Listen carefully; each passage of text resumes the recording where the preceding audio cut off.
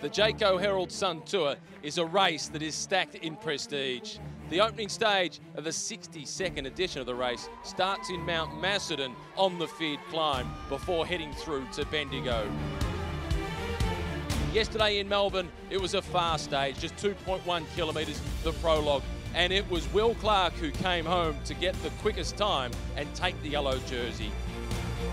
Caleb Ewan is in second position, Brenton Jones is in third, but the defending champion Simon Clark, he's right in the mix, 7th position overall, and it was on the roads to Bendigo last year where he set up his overall victory.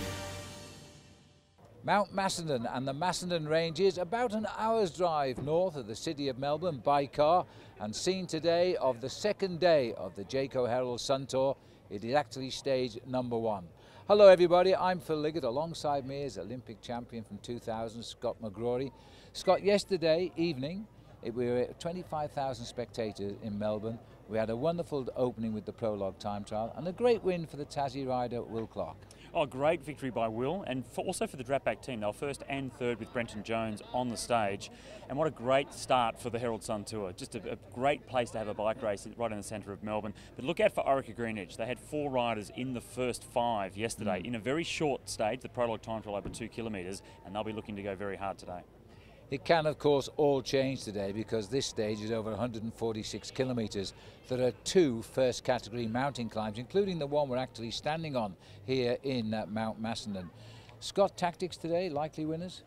Well, Simon Clark is very well suited to this particular course. He is a very good climber, and he showed yesterday in that 2 kilometre time trial just how his form is. And he's had a lot of racing over the last couple of weeks, so he's really the favourite to take the tour out again overall. But look out for Patrick Bevan. He was the rider just placed behind him on the stage yesterday, riding for a domestic team here in Australia, but he's going to be a very special rider throughout this season. And expect among these 16 top professional teams plenty of tactics to be played out.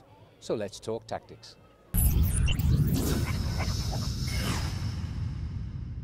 So the tactics for today, stage 1 of the 2015 Herald Sun Tour, is to control from the start. We start uphill, up Mount Macedon, and it's going to be very hard.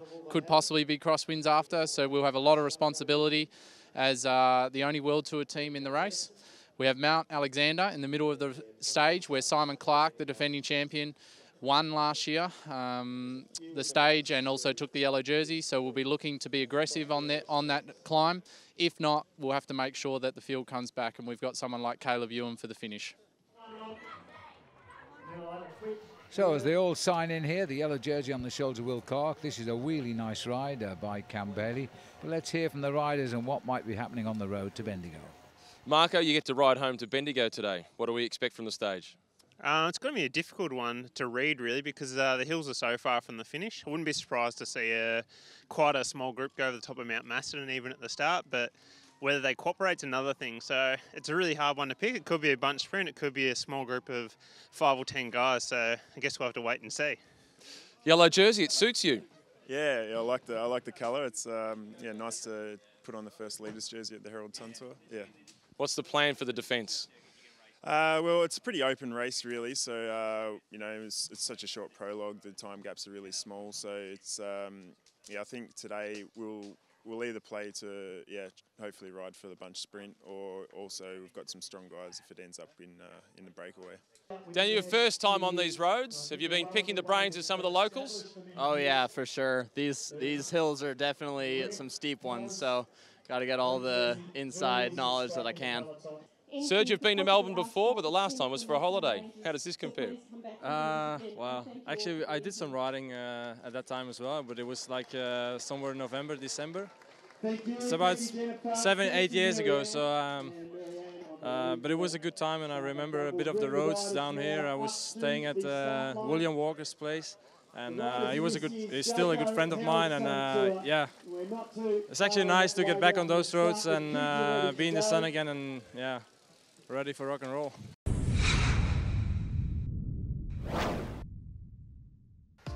As we look at the course, the roads from Mount Macedon to Bendigo, I know these roads very well, and it's a very brutal start. Downhill before they do a little loop and come back up the climb over Mount Macedon. First sprint of the day into the town of Kyneton. and then some undulating roads, not too difficult as they go along the old Calder Freeway and then hit the very difficult climb of Mount Alexander. Nice big loop around the back, almost towards Malden before they come down towards Lockwood South, a loop around Eaglehawk and then down into the finishing circuits in Bendigo. You can see the course now there, very tough at the start as they go up over Mount Macedon. Mount Alexander, 2 hills, a long way from the finish, but they're both very steep.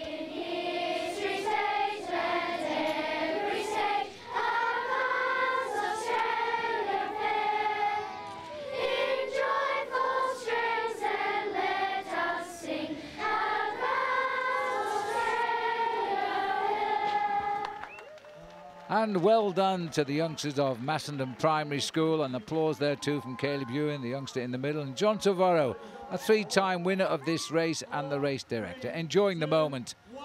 We're on the way, Scott, and it's a downhill start, neutralised of course, but when they go around the loop at the bottom of the hill, they've got to climb from the base all the way up Macedon. Well, some of the riders, while they might enjoy the downhill start, they probably would have preferred to go the other way because we are halfway up the climb of Mount Macedon here at the township. So by coming down the hill and doing that extra loop means they do the full length of the climb, over 5 kilometres, and it really does steepen right up towards the top. Well, what a difference 24 hours has made. It was cold and windy yesterday, but it's brilliant and sunny today for the riders as they're making the turn to climb now back up towards the start line, and they'll continue through that and on over the top of Mount Macedon. And this is Simon Clark. This is a big day for him in this race last year as we headed for Bendigo, and the defending champion as well. Well, just off to the right-hand side there with the orange shoes, that is Kane Walker from the Saddlers Giant team, based out of Western Australia, the team. He is a Victorian, and that's the first attack of the day, Phil, trying to get some sort of advantage before they come back around onto the slopes of Mount Macedon. Well, he's got about 5.5 kilometres of climbing here. The peloton in no hurry to chase him down. This is a counter move coming from Ben Hill, trying to bridge up to him. They're split by about 30 seconds here at the moment, while the main field, they're lingering at about 45. There's the long road ahead. It doesn't look bad, but actually it's a horrible climb. It certainly is. Well, unless you're a pure climber, then maybe it's fun. But certainly for someone, a rider like Kane Walker, who you can see is a fairly lumpy lad, big, powerful rider, he may enjoy this little bit of an advantage. 47 seconds. It's opened up very quickly to Walker. So the peloton are taking it at a leisurely pace the first couple of kilometres. It's the first time we get to see the King of the Mountain points up for grabs as well. Both Mount Macedon and Alexander Category 1 climbs, so 24 points up for grabs at the top of each of those climbs. Here we are back where we started from about 15 minutes ago, and the crowd has stayed outside the hotel there to watch them go by. The hotel, by the way, is owned by Gordon Johnson, a former world sprint champion, won his title in Leicester in 1970. So coming through is Kane Walker. To the applause of the crowds, he's still on his own, but he's still an awful long way to the top of this mountain as we climb in amongst the trees. It's roughly halfway up to the top, but it does steepen up now from the start line. You can see the sweat already dripping off the chin there of Kane Walker. It is starting to heaten up as well, still holding the gap back to the main field. 47 seconds to the second rider on the road. In fact, that is Ben Hill just behind. 1 minute back to the main field. Here's Ben Hill now, jersey unzipped. Body language telling us, though, they're pulling him back. That leaves one rider ahead. He's got a lead of about 50 seconds.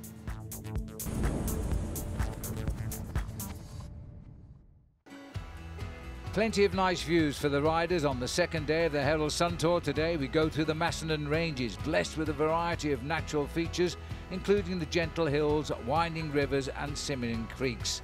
And above all, the best known of the natural features in the region is Hanging Rock.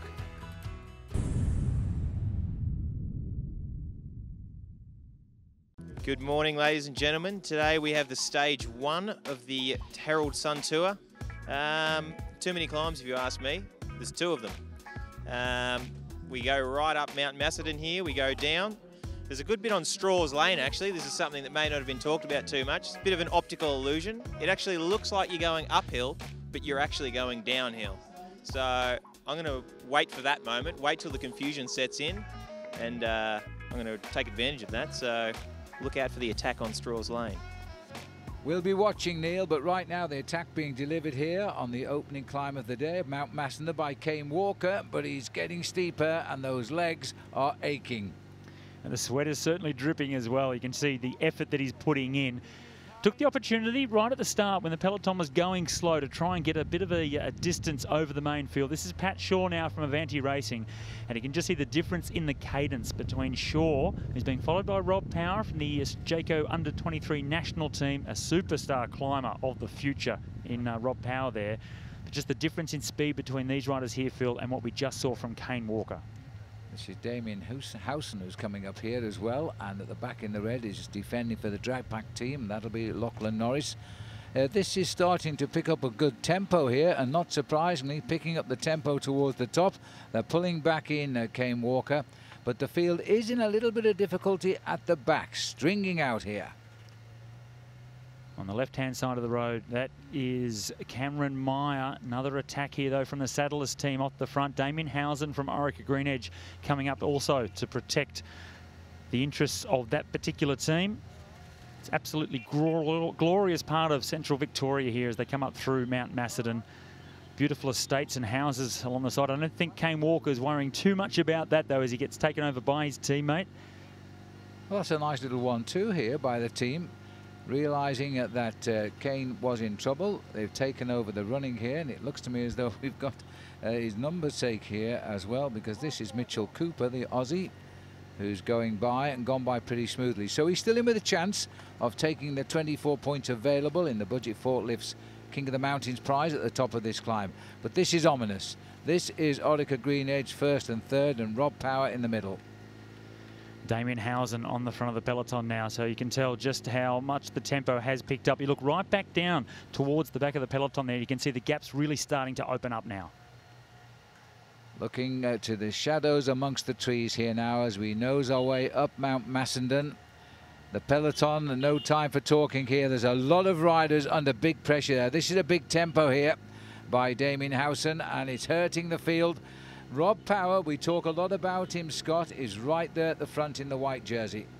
He rides out of the saddle a lot as well, Phil, which first glances, you think maybe he's labouring a little bit. That's just the way he is. And now you can see this is what's happening. The damage is really being done there by Damien Housen. And the yellow jersey as well, starting to lose contact with this elite lead group. Well, that's quite serious. Now, the riders were afraid of this start today. If you don't really warm up before the off, then you're going to be put under pressure right from the gun. And a lot of riders at the back are struggling now, and it's all because of the pacemaking here by Damien Housen. Well, it's Brendan Canty from the Budget Forklifts team. Little rider behind Housen in second position. Very good climber as well. He's fairly new to the sport. He was a runner only a couple of years ago. Now a full-time cyclist, and has advanced so quickly in the last 12 to 18 months. Now this is a very select group that has formed under the pressure of Housen from Orica Green Edge. Well, I'll tell you what, this is a very serious split here. Now we are in approximately 10 kilometres done in the day of 146. And if this field starts to fragment like this, there's Brenton Jones there, who was third yesterday, at the wrong end of the bunch at the moment. Well, an attack coming from the front here, and this is Brendan Canty, followed by Rob Power. They're going for the top, and this is the King of the Mountains points, 24 plays 16 over the top. Well, we've been talking them up as great climbers of the future, and they're proving us right here at the top of Mount Macedon. Canty went for it early, but Robert Power straight over the top. The man that was second in the Tour de l'Avenir last year in his first season in Europe, just showing what he's still got now as we start 2015. Canty trying to get over the top of him, but at the top of Mount Macedon, though, it's Robert Power taking the 24 points, and that will put him in the lead of the King of the Mountains competition. Yeah, but look at this further down here. This is Caleb Ewan in trouble. He's got Michael Hepburn, his teammate, looking over on the right. Josh Edmondson, the British rider, 141. These boys are going to have to work out now how they bridge the gap, because there is a definite split at the front of the peloton here, and a chase is required. Look at the empty road ahead. Let's go back up to the leaders, because it's Canty and Power. I think wisely they're waiting to see who comes up to them. Well, it's a long way from the finish. Those riders were just sprinting for the King of the Mountains points. They know they need some more allies. Two riders all the way into Bendigo is virtually impossible. They need the group to get back together as it is now. We can see the different colours, the configurations. It's Pat Shaw from the Avanti Racing team, first rider to get into contact with him. Mark O'Brien towards the back of the group here as well. So there are lots of blue and orange jerseys that I can see from the Avanti Racing team. Rock Power still driving this descent, Phil. He's still pushing on here, and they looked over his shoulder. You won't realise, though, this is not the main field that's caught up. It's about 19, 20 riders who've got across the gap, and surely alarm bells should start ringing here. Now, tricky descent at first, some tight bends, and then they can get into the swing of things. They can run off this mountain at around 100 kilometres an hour. Now we can see the gap. One rider trying to bridge it, and this is serious problems now, particularly for the overall leader of the race, Will Clark, as they turn right here for the direction of Hanging Rock.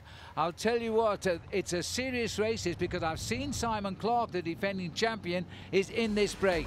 Let's go high speed.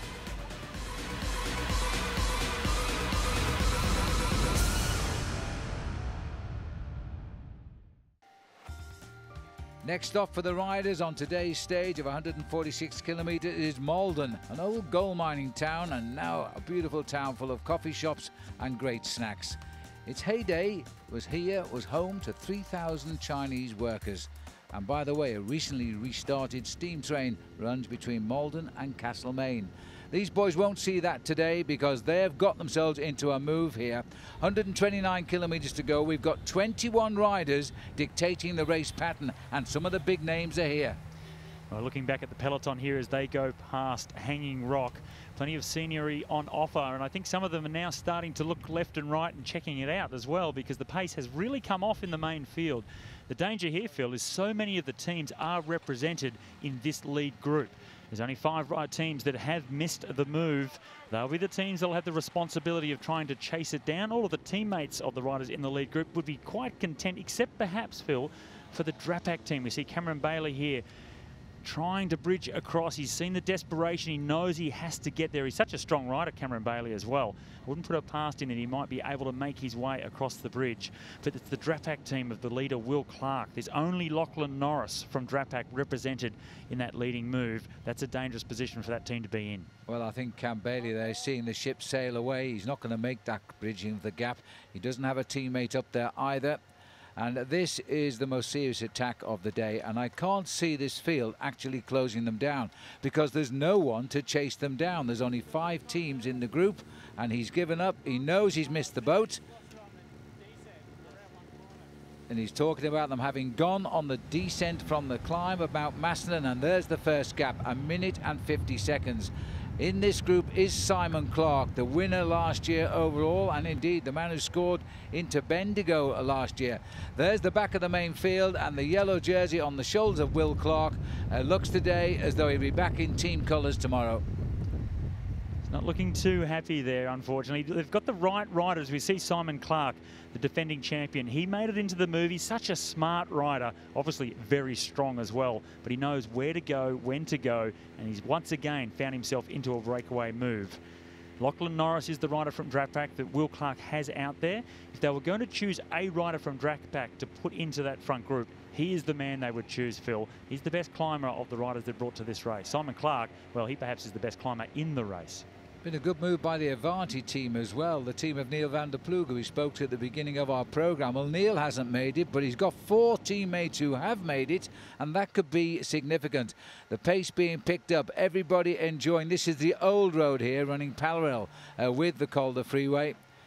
And the peloton falling behind all of the time. And MTN Quebec are back in the main field. They've got 1 man up front, and that's Serge Powell, so they're not going to chase too hard. They're just tapping over at the front of the peloton. I think these guys know, if you look at the faces, they're in serious trouble. Well, we're only about 30 kilometres into the race, and the gap is already out to 2.5 minutes. But with MTN Quebec on the front, I'm wondering if they think that Serge Powell, their teammate, is the wrong man to have up there. Well, this is Pat Shaw here for Avanti, stepping on the gasworks as well. I saw Cameron Meyer also driving. He can hear the cars behind blowing the horns, just checking. Well, the gap is continuing to grow here, and I think there'll be an air of depression back in the main field. There's a long empty row behind. These boys now heading to the first sprint of the day, and there's it's confirmed. 2.5 minutes the gap. This is the main field now. The Drapac team coming onto the front as well. So you can see the teams that have missed the move. Drapac and MTN Quebec haven't missed it, but they've only got 1 rider each up there in the breakaway group. So there is still some pressure back here in the peloton, but there are not too many riders contributing. The first sprint coming up into Kyneton. This is Daniel Summerhill from United Healthcare going for that first intermediate. Well, he's an American, had his best season last year, and he's gone for the points here at Kyneton in the chain reaction points competition. He's going to get them as well. Looks like Pat Shaw coming up there in second place, and then the pack just behind. Remember, there are 21 guys in this move. Danny Summerhill was telling me before the start yesterday that he was hoping he could continue on what he did last year. So far, so good. There's the result, and Chris Hamilton getting 2 points for third place. Now they're going to regroup. There's an awful long way still to go, 115 kilometres. Well, one man who'll be enjoying the action today is Jerry Ryan, the entrepreneur who puts his name to this race in the form of Jayco. He's also the man behind the Orica Green Edge team. They've got 3 in the breakaway. He has an unwavering passion for the sport, and here's why. Just the people, the sport itself, the endurance, but, you know, I got more involved because of the people, and I've enjoyed, you know, the 22 years now of involvement. It's been fantastic.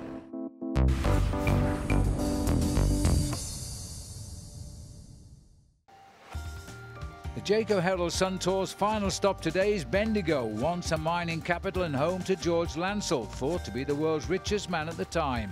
Now it's a beautiful, clean city, mixing flora and history with a modern approach. And the town is making ready now, but it's still a long way to go for the leaders of the race, but they are picking up time. Well, the sign there of Pall Mall, Phil, that is where the finish line is today. One circuit around the centre of town. Cameron Meyer in the box seat, though, out in the breakaway group. But the chase group, they've got a lot of work to do. 3.5 minutes is the gap from Will Clark, the overnight leader, to that breakaway group of 21 riders. Well, in the breakaway today is Brendan Canty, and this was not his #1 sport a couple of years ago. Let's find out more about that now as we catch up with Matt Keenan. He's been racing for less than 2 years, but already Brendan Canty is catching a lot of people's attention. He's the cocoon of Australian cycling. He started as a middle distance runner, went across to triathlon and came out a bike rider. From the caterpillar into the cocoon, out a butterfly, and he can climb. Well, this will be my second year in the NRS, so I've probably been racing for maybe a year and a half now.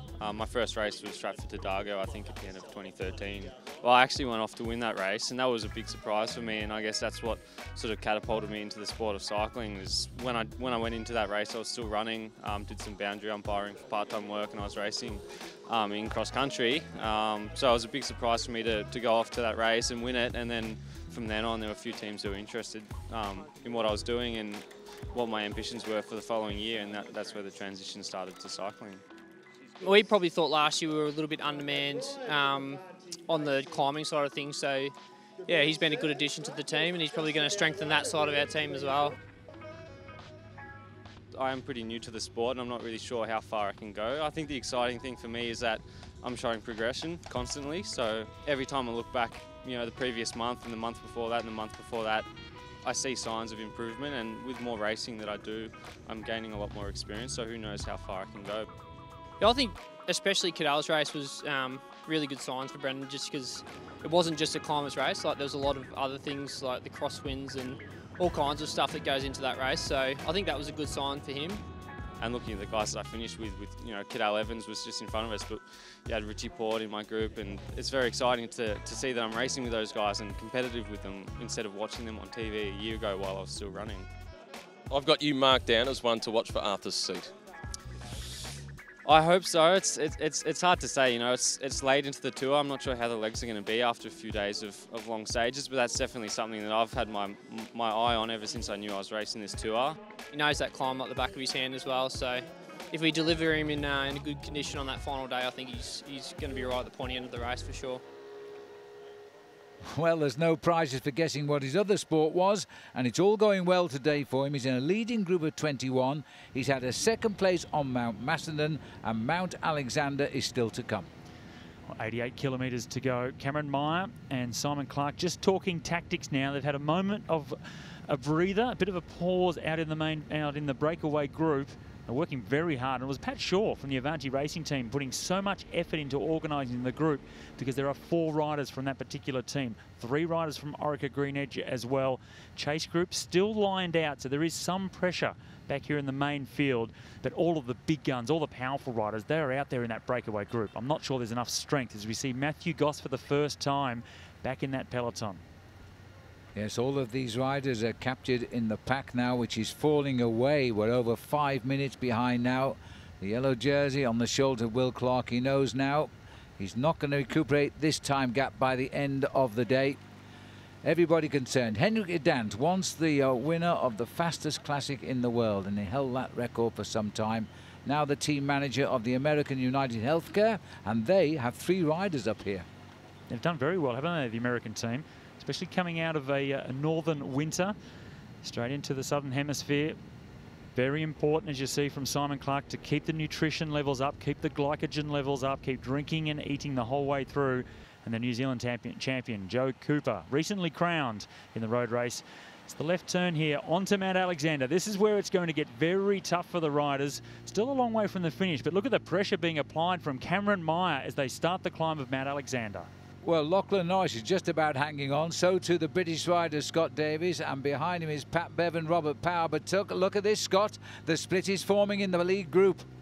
Well, Cameron Meyer, they have a plan. They were talking just before they got onto the climb, and then as they've started the base, Cameron Meyer has just launched from the front. The face of Lockie Norris. He knows this climb so well. It's from Castlemaine, just down the road. Robert Power as well, looking okay, but look, it's a complete explosion out here. The triple Commonwealth Games track champion, 6 times a world champion on the track, Cam Meyer doing damage. Well, they know now they're not getting back because they're joking amongst themselves in that main field. It's all over. Cam Meyer is driving at the front. The whiteboard is showing them, I think it's 4:25 on that board. So they know the gap is up. Once over the top of this climb, they still have quite a long way to race. Look at Power. That's going to be a good name for this boy in the future. Just coming up towards the summit now of Mount Alexander, and that's why Robert Power has really gone over the top of Cameron Meyer. He did see a few of the riders starting to struggle on the wheel of Cameron Meyer as well. And now Robert Power forging towards the top of Mount Alexander. If he gets this one, Phil, he would have picked up the first KOM over the top of Mount Macedon and the 24 points on offer, and he's chasing another 24 points here at the top of Alexander. Well, he won't be 20 years of age until the month of May, and he's left behind some world-class bike riders here, not least Simon Clark, the defending champion, and Canty is in on the picture as well. So he's going to score over the top, and they've come up towards him. Power heading up towards the top of Mount Alexander. Simon Clark trying to keep control of the youngster, but they're splitting this leading group. Well, we're only about 500 metres from the top here. It just eases off slightly before the last little pinch to the top. This is Patrick Bevan, and Robert Power goes again. He wants those points. Where does he get this from? Lachlan Norris in the red jersey trying to chase him down here. But this will be maximum points today in the Budget Forklifts King of the Mountains competition. 24 on Mount Macedon and 24 on Mount Alexander. You can't do better than that. Norris over in second place, I think, and Bevan may have just got in, and he did, ahead of Canty. Well, this is the scramble at the back of the lead group now to try and get in touch with these riders over the top. It's a very fast descent off the north side of Mount Alexander. Turn left here and they run down through the orchards of North Harcourt, past the Bress Winery. They have a bike race earlier in the year as well. The Tour de Bress, a criterium, late in the year I should say, November. And it looks like there's a bit of a regrouping out in front. That's not as big as what we saw earlier. It looks as if this lead group has split into 2. Yes, and Damien Howson, just coming to the back of this group, has had a bit of a chase there from a flat tyre, but he's got back into the leading group, but he's split in 2. It's such a long way still to go to the finish. I can't really see that breakaway wanting to push home the advantage. It is a long way, Phil, but they've just turned right here, just on the outskirts of Harcourt, now heading back towards Fogarty's Gap, another little hill to come, but there's a big chase on behind, so they're just coming into the feed zone now. But it does look as if that gap has come down, so the second half of the breakaway group maybe rejoining the front end, perhaps because it is so far from the finish, Phil, that they do need to get back together if they want to really ram home this advantage over the peloton. The defending champion Simon Clark, who won this stage a year ago, in the mix again, and very happy with the day has gone, because his team Orica Green Edge have got 3 riders up here still. Damien Howson's had a little bit of trouble at the back, but he's now back here in the group, and we're all together bound for Bendigo.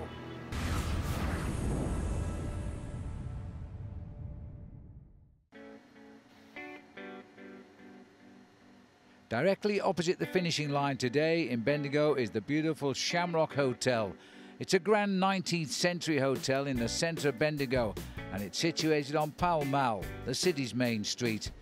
The current Shamrock building is a major landmark of Bendigo and is of historic and architectural significance to the nation of Australia as a significant building and to the state of Victoria. Well, as we rejoin the action, it's not long now before the riders see the Shamrock Hotel. The breakaway of 21 is establishing. They're 50 kilometres out from the finishing line. There's no chance they'll be caught now because the time gap is moving into double figures, Scott. Getting up too close to 10 minutes ahead as we see some problems here for Cameron Meyer. Changing the front wheel here, so there's a flat tyre for Cameron Meyer. That's the second problem today for the Orica Green Edge team. Damien Howson, who got back, also had a problem. And look at this, the team management here explaining what to do, and he's back on his bike. Well, that's Matt Wilson doing the pushing. Craig Gator was the mechanic doing the changing of the wheel. But you can see there's plenty of cars there behind that breakaway group, so no problem for Cameron Meyer to get in the slipstream of one of those cars in the convoy and then make his way back to the breakaway group. You can see here as he comes past the race doctor leaving a little bit too big a gap there for him. But he used those cars to slipstream back. That's perfectly allowed. He used some of the motorbikes as well, and then comfortably making his way back to that lead group. Back to 21 riders again.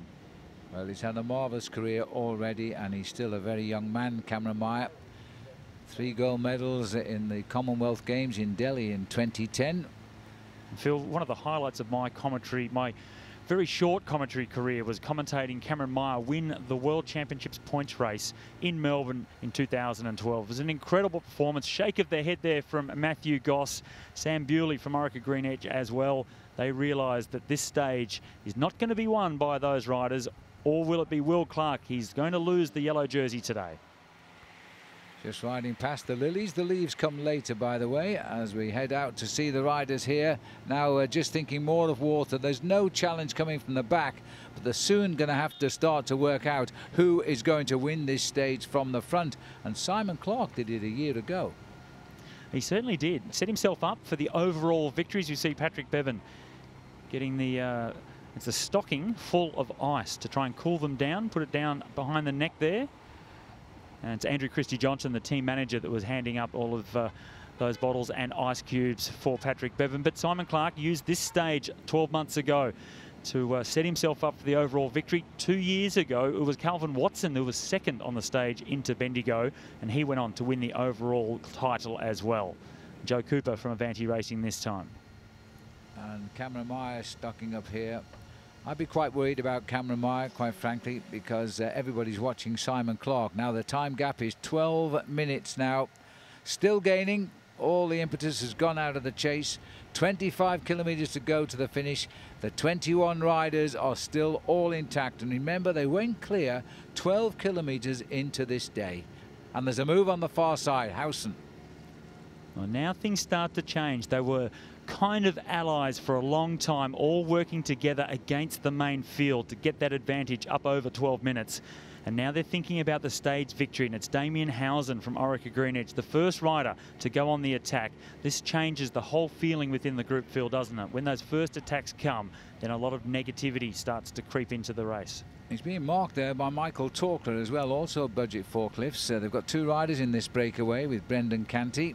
A right turn here, change of direction, but there's no real wind around today to really affect them on changes of direction. But it is getting very, very hot. It's like the good old Australian summers. It's been a while coming this week. Well, the next couple of days as well is going to heat up even more. Howson on the front once again. 3 riders from Orica Green Edge, and you can see all of those blue colours, blue and orange from Avanti Racing. This is part of a plan. This is part of a plan. They're using Damien Howson because I think, if you can say it, he's probably the weaker of the 3 riders up here. He's had the puncture as well. And there's Robert Power being trailed by Cameron Meyer. What's going on here? Because he got a split. Well, the pressure from Howson did cause a few riders to go off the front with him. Patrick Shaw now from Avanti Racing. He's been so animated. He's had a really good start to the season. He'd retired a year and a half ago, then got back on the bike. Unfortunately for everyone, he did, because he's absolutely flying at the moment, and that's the youth of Robert Power. The only criticism that I hear about Rob is that you cannot contain the young man. He has to be on the go all the time, and therefore wasting a bit of energy perhaps. Canty's made the split. Mark O'Brien as well, Pat Shaw, they're the two riders from Avanti Racing. They're speeding towards Bendigo and the finish in Pall Mall.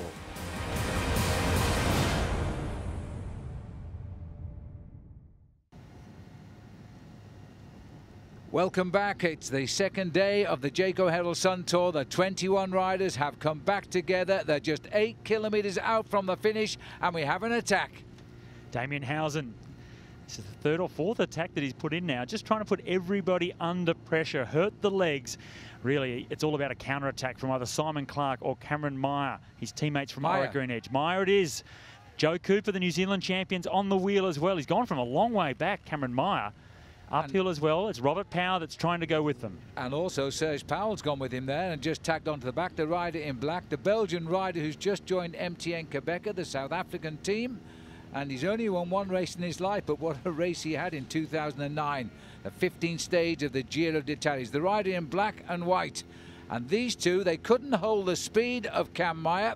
And Joe Cooper is trying to. Look at this. Well, the difference in their facial expressions was incredible there. Cameron Meyer just stony-faced, but Joe Cooper really hurting to try and get up onto the back wheel of the Western Australian. Well, Meyer has had an exceptionally busy summer of cycling here since the beginning of the year.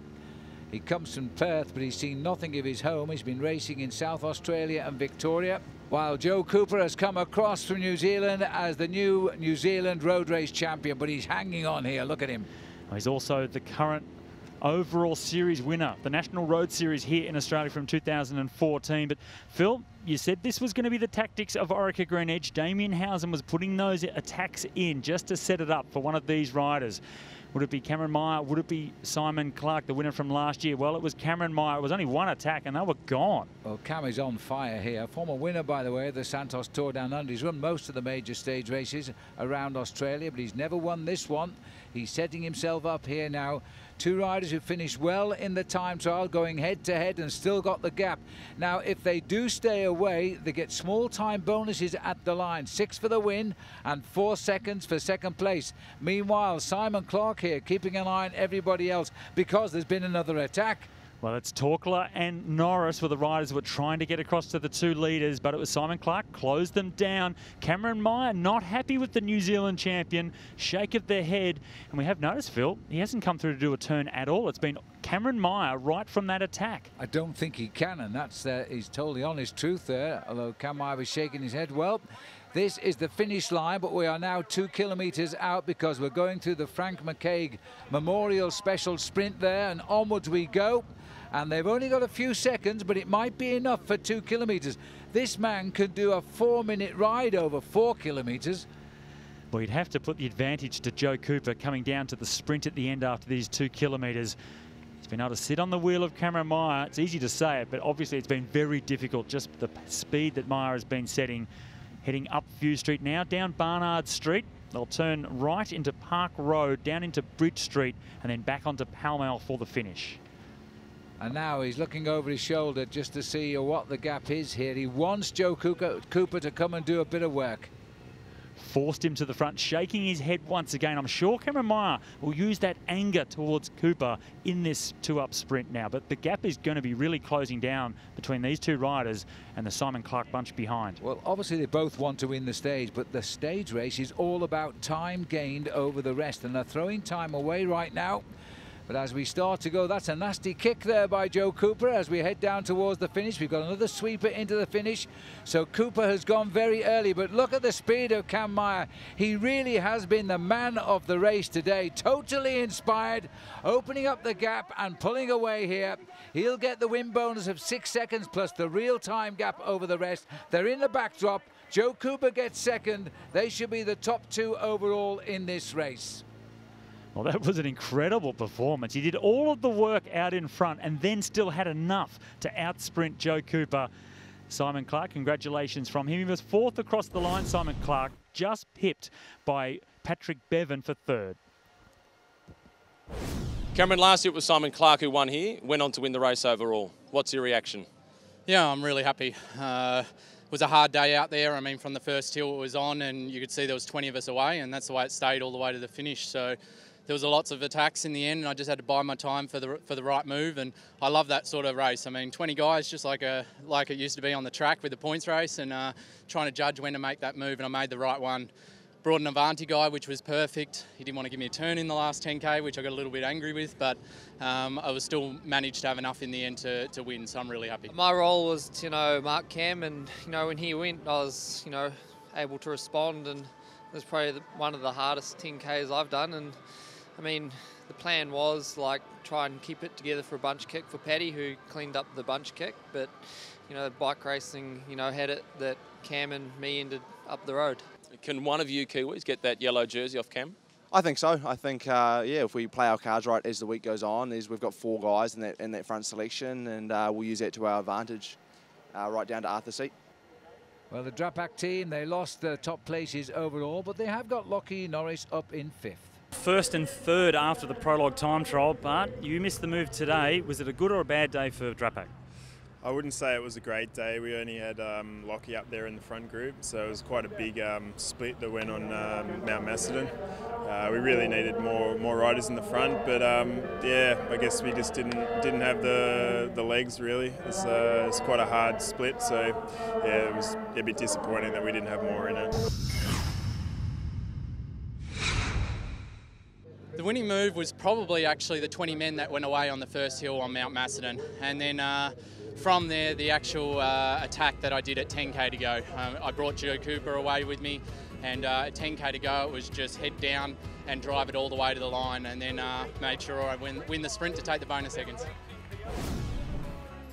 On the stage then, Cam Meyer, and awaiting now the Jayco yellow jersey. But first of all, the best under-23 Victoria State Government jersey. That's on the shoulder of the British Scott Davis. The Subaru Most Aggressive Rider, that was Robert Power today, while the Chain Reaction winner of the points competition today, that was Cameron Meyer. And there's the overall situation in that competition. He's 4 points clear of Joe Cooper and 10 points clear of Dan Summerhill. Well, Robert Power had a great day out. He also pulls on the leader's jersey in the Budget Four Cliffs King of the Mountains, and Power leads that by 28 points over Brendan Canty. There's still more climbs to come. This is the one they all want, and now it's all changed because Cameron Meyer has the Jayco leader's jersey. He leads by 4 seconds over Joe Cooper, 15 over Patrick Bevan, and 19 over Simon Clark. 21 riders on top. Well, those are the overall standings tonight, and here come the peloton. Almost half an hour has expired as the peloton, they don't get to do the final lap. They're stopped with 1 lap to go of this circuit. Well, they clearly gave up. 21 riders that will decide this race on Sunday, Scott. Well, all of the big teams were well represented in that lead group, and that's why the peloton took it easy. They had teammates up there well represented, and the big favourites like Simon Clark, Patrick Bevan, Cameron Meyer, they were all up there and rode very well. Tomorrow's going to be another hot day, possibly hotter than today. We're in the Gambie region, and it should be a day for the sprinter. Well, it should be a shorter stage, 118 kilometres. There are 2 intermediate sprints along the road, and only 1 Category 3 King of the Mountains climb. So on paper, certainly one for the sprinters, but after what we saw today, well, we're just going to have to wait and see. Perhaps we will see the fast men come out to play. And right now, though, the new yellow jersey of Cameron Meyer is looking very secure on his shoulders. Orica Green Edge set to control the race tomorrow, and 1 of 21 will win this race on Sunday. We'll see you all tomorrow. Goodbye.